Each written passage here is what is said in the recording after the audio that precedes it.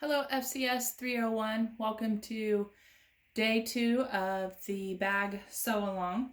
We will be following steps 2, 3, 4, and 5 in this video. You will find those steps outlined in the free sewing tutorial posted within Blackboard.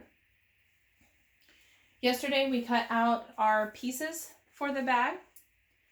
And for those of you that are going to be attaching your applique, now is the time to go ahead and do that if you haven't already done so. I have ironed my applique on. I am going to leave the edges raw. I am not going to add a decorative stitch. I like the look of the raw look, so I'm going to keep it that way. I attached the applique to the right side of my material. This is the part of the bag that will be seen. And then I have laid the right sides of my main bag pieces together.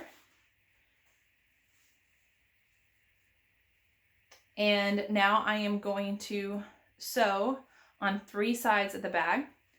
Beginning at the top, I will start my stitch and back stitch, work my way all the way down this side, turn the corner, sew all the way along the bottom of the bag, and then I will work my way back up the other side, back stitching when I end.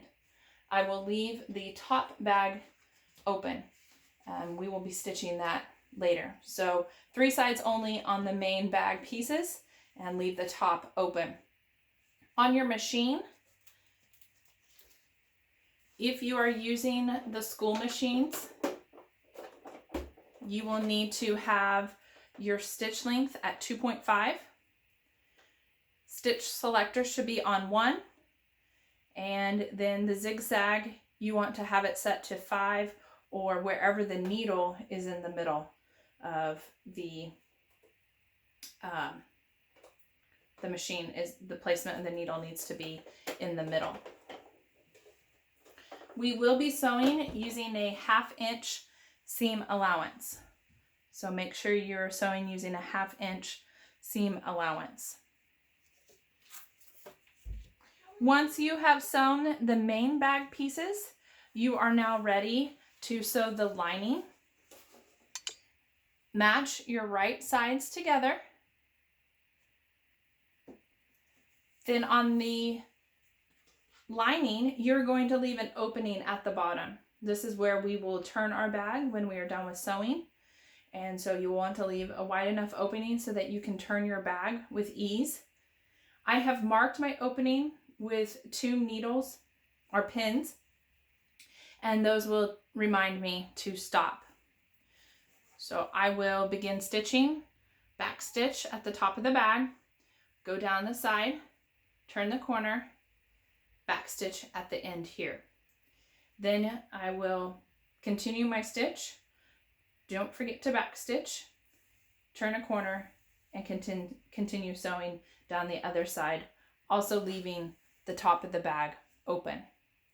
If your fabric has a direction, don't forget to lay the pieces in the direction in which you want your bag pieces to be shown. Once you are done sewing your 1/2 inch seam allowance into both the main bag pieces and the lining bag pieces, you are now ready for step 5, where you're going to trim the seam allowances and corners on both pieces. Be careful not to clip through your seams, and you want to make sure that you do not cut the seam allowance in the opening left on the lining piece. Again, make sure you follow the directions. It tells you do not clip through your seams and leave the seam allowance on the opening of the lining piece. That will conclude today's task. Join me tomorrow for day 3, where we will be sewing the straps and attaching them to the bag pieces.